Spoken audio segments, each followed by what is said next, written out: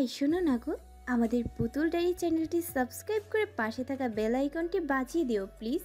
আর গল্পটি ভালো লাগলে অবশ্যই লাইক কমেন্ট করে শেয়ার করে দিও। ধন্যবাদ।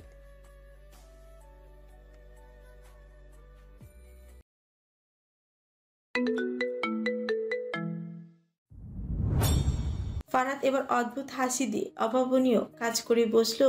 সে হুট করে মুখ গুজে দিল আসিলের গলের শুভ্র গলা দেশে, ছোট্ট বাইট করে সেই জায়গাতে আবার চুমুর বর্ষণও ঘটায়। আসিল এই দিকে পুরোই শান্ত হয়ে গেছে। কিছুক্ষণ আগের হিংস্রি এখন পুরো ভেজা বেড়াল ছানা বনে গেছে। শরীরে যেন কেউ কারেন্ট ছাড়িয়ে দিয়েছে। হাঁপানি রোগীর মতো নিঃশ্বাস ফেলছে সে। ফারহাদ তার ঠোঁট গলার থেকে একটু উপরে উঠে আবার একইভাবে কিস করে। বেশ কিছুক্ষণ পর ফারহাদ নিজেকে সামলে মাথা তুলে আসিলের চোখের দিকে তাকায়, দেখে আসিল ফুপিয়ে কান্না করছে।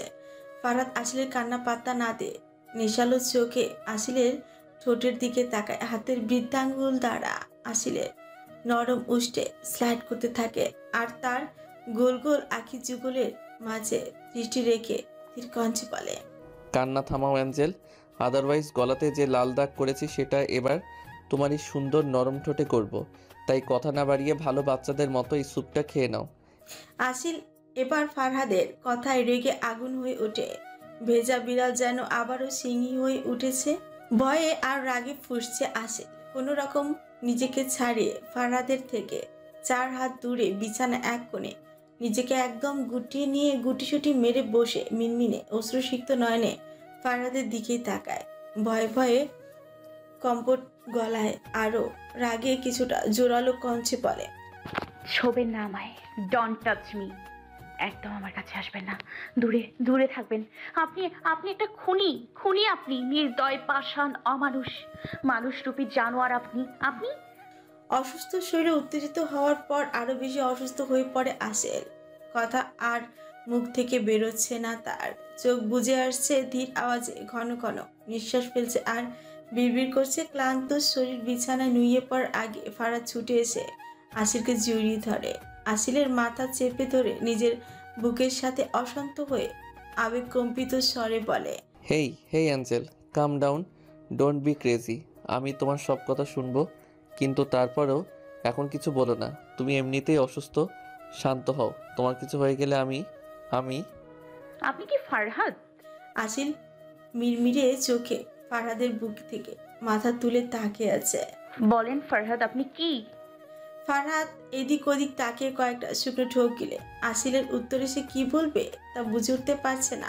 একদিকে আসিলে কষ্ট দেবে বলে উঠে পড়ে লেগেছে, আর অন্যদিকে আসিলের সামান্য অশ্রু তাকে ছাড়খাড় করে দিচ্ছে। অসুস্থতা তাকে পাগল পাগল করে দিচ্ছে। চোখের চাউনি তাকে মাতাল করে তুলেছে। এরকম অদ্ভুত অনুভূতির নাম সে কি দিবে?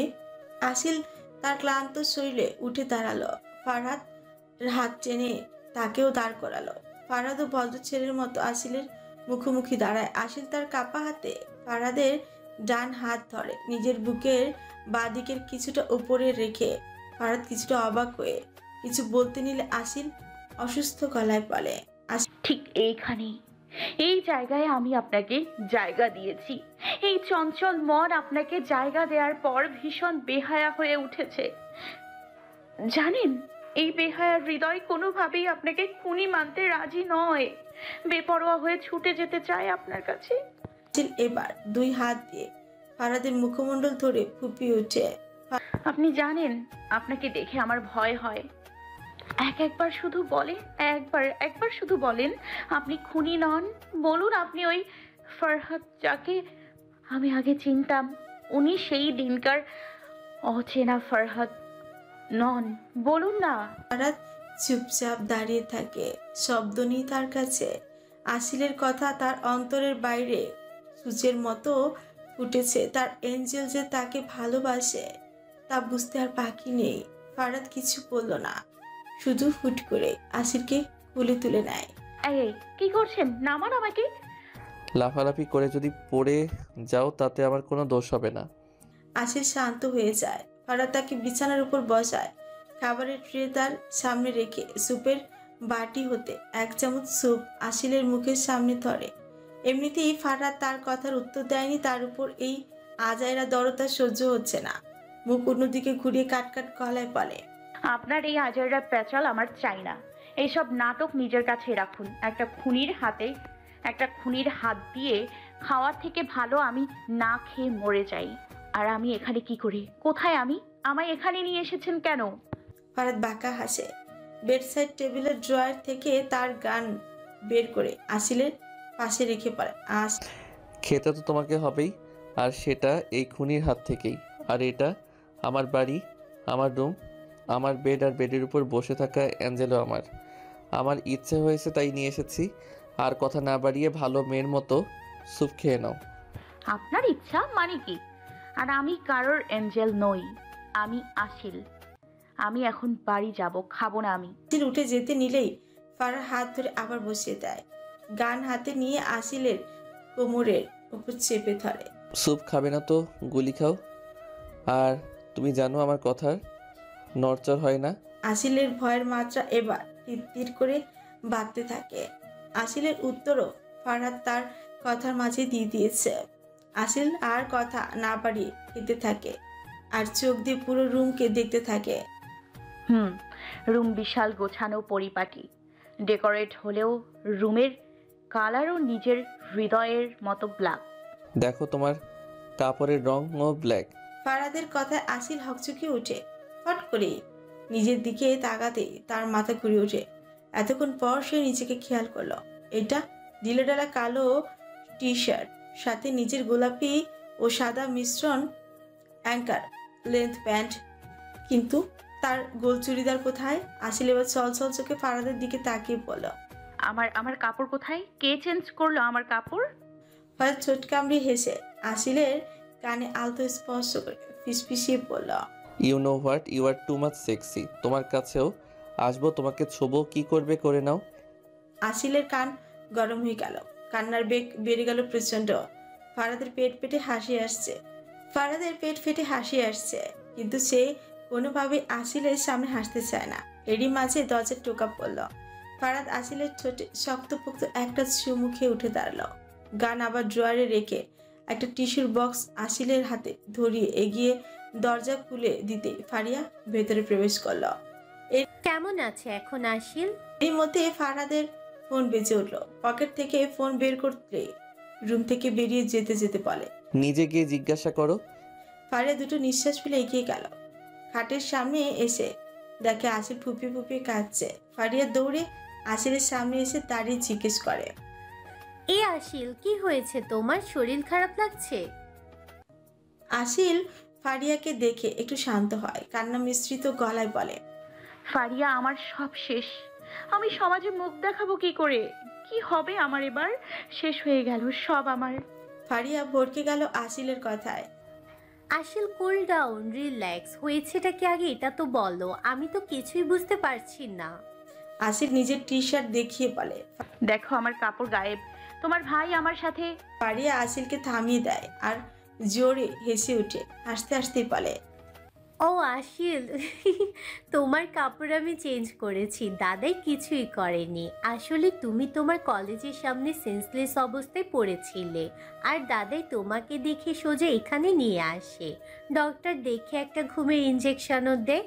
তুমি মাটিতে পড়ে থাকার কারণে তোমার কাপড়ে কাদামাটি লেগে যায়, তাই দাদাই আমাকে ডেকে তার একটা টি শার্ট দিয়ে আমাকে বলে তোমাকে চেঞ্জ করিয়ে দিতে, আর নিজে বাহিরে চলে যায়।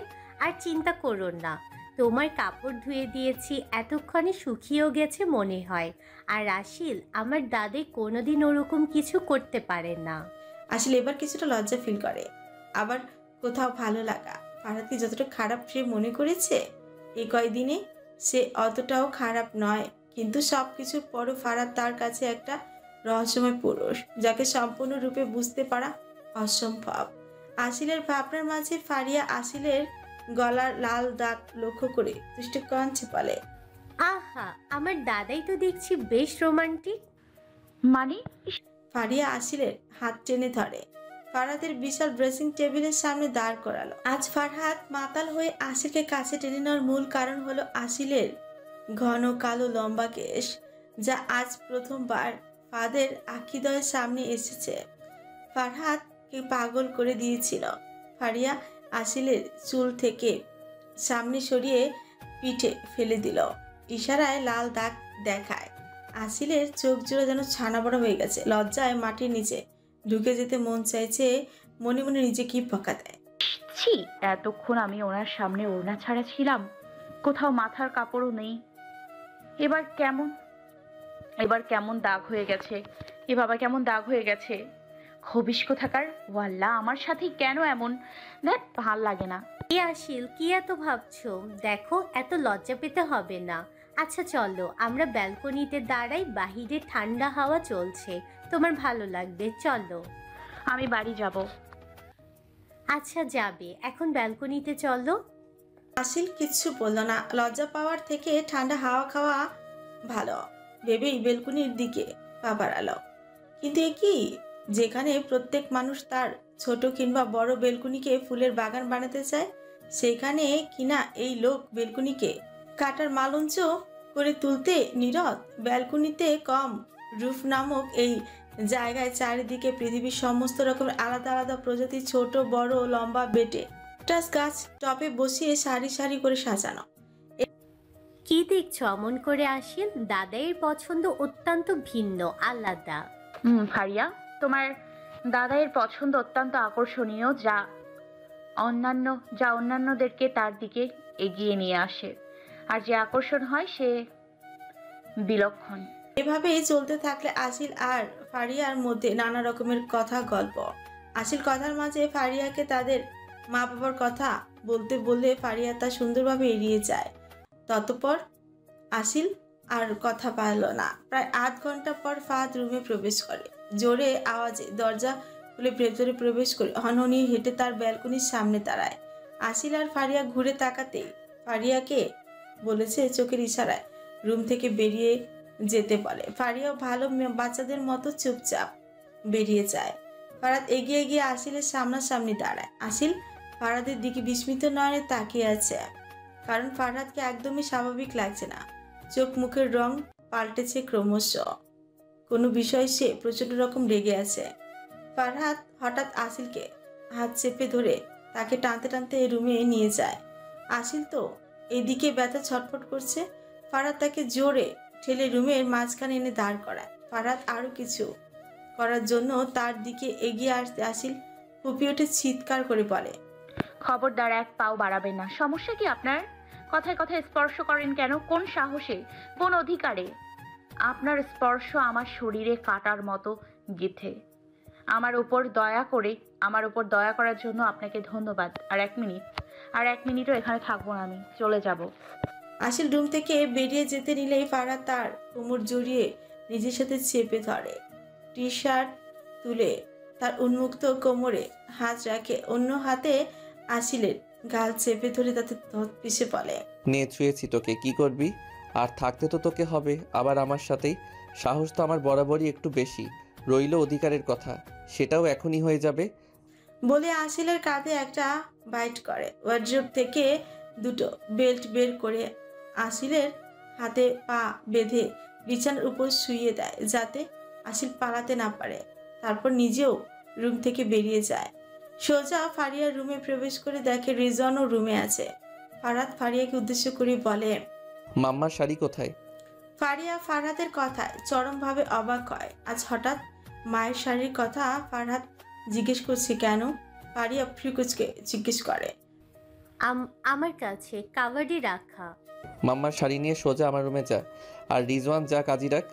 রিজওয়ান আর ফারিয়া দুজনেই অত্যন্ত হতচকিত হয়ে একসাথে জিজ্ঞেস করে, কিন্তু এগুলো দিয়ে কি হবে? বিয়ে। রাত প্রায় 11টা। শুভ্র মাখা নজর কাড়া কাঞ্জিবরম শাড়ি, তাতে সোনালি সুতোর নিখুঁত কারুকাজ করা এমন মন কাড়া শাড়ি পরে দাঁড়িয়ে আছে আসিল। আকাশ আজ বেশ গম্ভীর হয়ে আছে, না আছে চাঁদ আর না দেখা যাচ্ছে তারা। চারিদিকে চলছে মনোরম শীতল হাওয়া, সাথে দূর থেকে ভেসে আসছে মন মাতানো ফুলের ঘ্রাণ। ফাঁকা ছাদে রেলিং ধরে দাঁড়িয়ে আছে সে। এই সুন্দর মনোরম পরিবেশ ও আসিলের মন খারাপ। না, শুধু খারাপ নয়, মনের মধ্যে চলছে অজস্র অসহনীয় ব্যথা, যা সহ্য সীমানা পেরিয়ে যাচ্ছে। চোখের কোণ থেকে বেরিয়ে পড়ছে নোনা জল। চিৎকার করে বলতে চাইছে। এমনটা না হলেও পারতো। ফ্ল্যাশব্যাক। বেল্ট দিয়ে হাত পা বাঁধা অবস্থায় বিছানায় পড়ে আছে আসিল। মাঝে মধ্যে শরীর কেঁপে কেঁপে উঠছে। ফুপিয়ে কান্নার শব্দ বাড়ির কাছে বিশাল রুমের দেয়ালে। ফারহাদ রুম থেকে বেরিয়ে যাওয়ার পর থেকে আসিলের কান্না শুরু। মায়া হচ্ছে তার নিজের বিধাতার বিধানের উপর, রাগ হচ্ছে নিজের উপর, ভয় হচ্ছে তার ভালোবাসার মানুষটির উপর, তাচ্ছিলতা আর ধিক্কার জানাচ্ছে সে নিজের হৃদয়ের জন্য। আমি তো এমনটা চাইনি আমার রব, তাহলে আমার সাথে এমনটা কেন? আমার ভালোবাসা ভুল, নাকি আমি ভুল মানুষকেই ভালোবেসেছি? ওরকম পাষাণ হৃদয়ের মানুষকে আমি কিভাবে ভালোবাসলাম, যে কিনা আমার হৃদয়কে প্রতিটা মুহূর্তে ক্ষত বিক্ষত করে যাচ্ছে, যার কালো হিংস্র মনে আমার জন্য একটুকু সহানুভূতি নেই। যখন কোনো অনুভূতি নেই, তাহলে সে কেন বারবার তার রক্ত মাখা হাতে আমায় ছুঁয়ে দেয়? কেন আমার কাছে আসে? কেন? আমি আর পারছি না আল্লাহ, আমি ভীষণ ক্লান্ত। এরকম আরো বিভিন্ন ধরনের কথা বিড়বিড় করতে করতে একটা সময় ঘুমিয়েই পড়লো, হারিয়ে গেল স্বপ্নের রাজ্যে। মাথায় হাত দিয়ে আয়ন বসে আছে সোফায়। পাশে তাকে শান্ত করতে ব্যস্ত আয়েশা। কলেজে আশেপাশে বাড়ির এরিয়া সহ সকল ক্লাসমেট ও চেনা জানা মানুষ সকলের কাছে আসিলের কথা জিজ্ঞেস করেছে, কেউই তার উত্তর দিতে পারলো না। আয়নের অবস্থা পাগল প্রায়, মনটা কেমন আনচান করছে, কিছুই ভালো লাগছে না তার। আয়েশারও একই অবস্থা, চিন্তা হচ্ছে তারও, কিন্তু সে যদি ইমোশনাল হয়ে যায় তাহলে আয়নকে সামলানো মুশকিল হয়ে পড়বে। আয়েশা এবার আয়নের মুখমণ্ডল ধরে বৃদ্ধা আঙ্গুল দ্বারা দুগালে স্লাইড করতে করতে ধীর কণ্ঠে বলে, আয়া প্লিজ আপনি শান্ত হন, আশিলকে আমরা পেয়ে যাব। এমন তো নয় যে আমরা তাকে খুঁজিনি, দেখবেন তাকে ঠিক খুঁজে বের করব। আপনি এত উত্তেজিত হবেন না প্লিজ। কিভাবে নিজেকে শান্ত রাখবো বলো? সমস্ত জায়গায় খুঁজলাম বনুকে, কোথাও তার চিহ্ন পর্যন্ত নেই।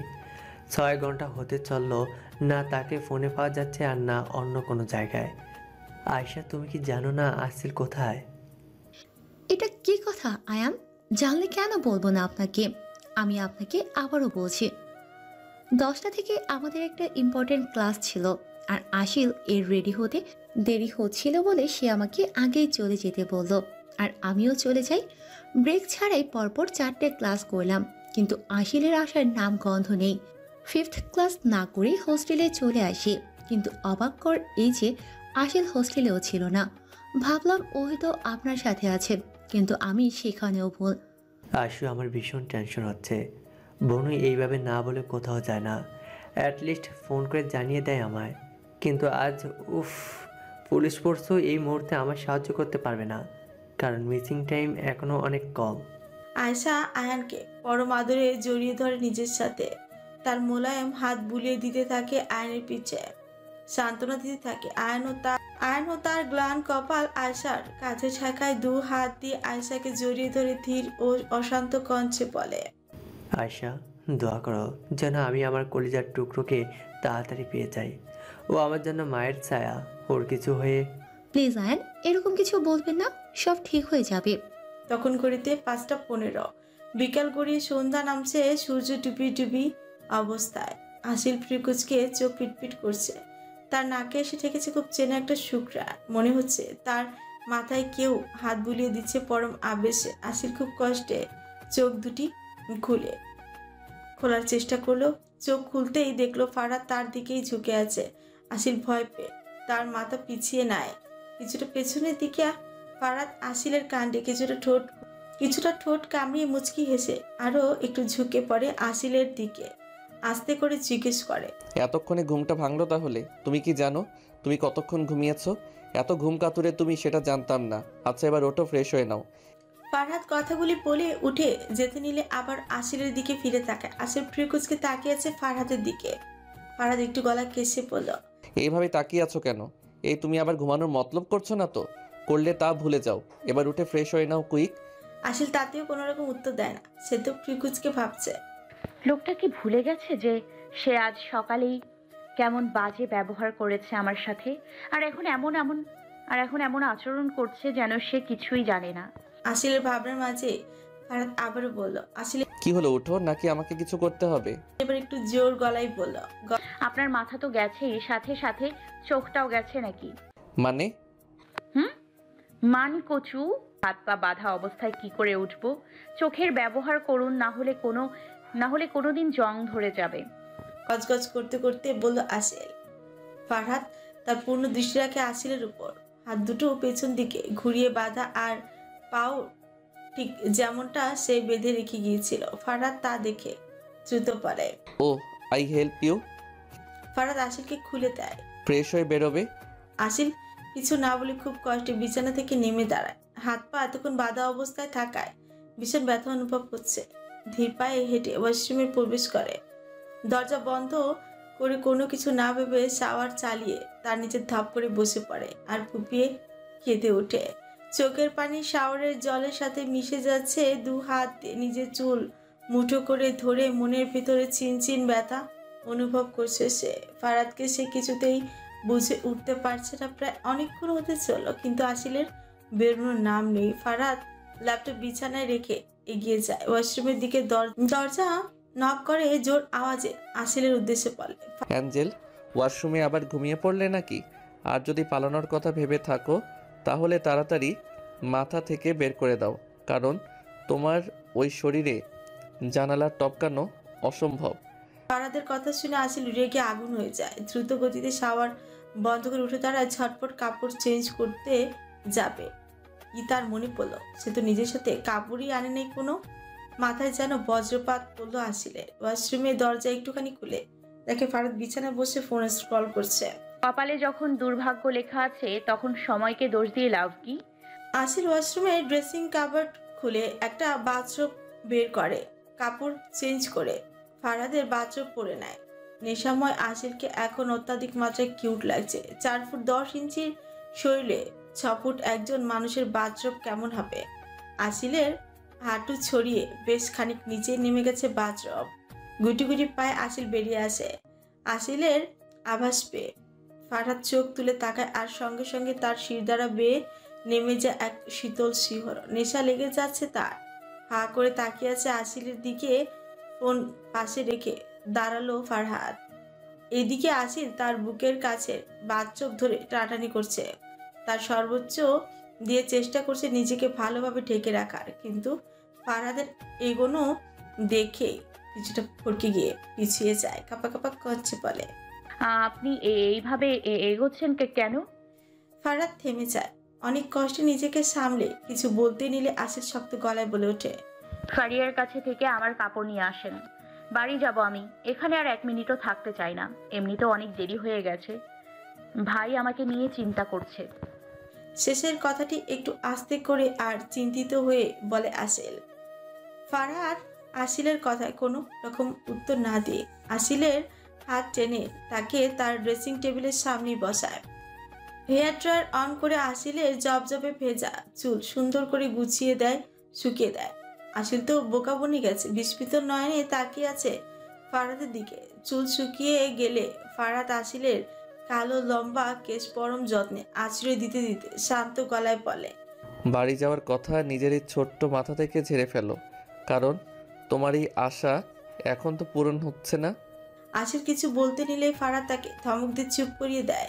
বিছানায় বসিয়ে দিয়ে খাবারের প্লেটটা আসিলের সামনে রেখে 1 চামচ ভেজ ফ্রাইড রাইস আসিলের মুখের সামনে ধরে। আসিল শব্দ করার জন্য মুখ খুলতেই চামচ তার মুখের মধ্যে ঢুকিয়ে দেয়। ভালো মতো খেয়ে নাও, না হলে আমায় অন্য কোনো পদ্ধতি অবলম্বন করতে হবে। আসিলকে খাওয়ানো শেষ হলে ফারহাদ ওয়াশরুমে ঢুকে হাত ধুয়ে এসে দেখে আসিল তার বাথরোব ধরে টানাটানি করছে। আসিলের বাচ্চামি দেখে ফারহাদ মুচকি হাসল।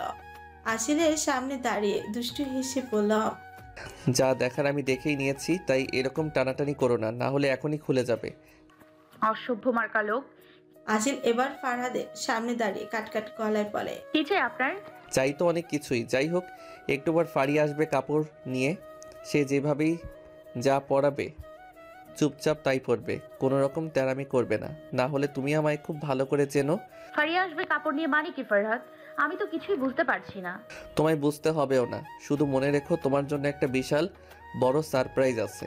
আমি যাই, আর কিছুক্ষণ এখানে থাকলে কোনো অঘটন ঘটে যেতে পারে। ফারহাদ বেরিয়ে যায় রুম থেকে। আসিল তো হাঁ করে তাকিয়ে আছে ফারহাদের যাওয়ার দিকে।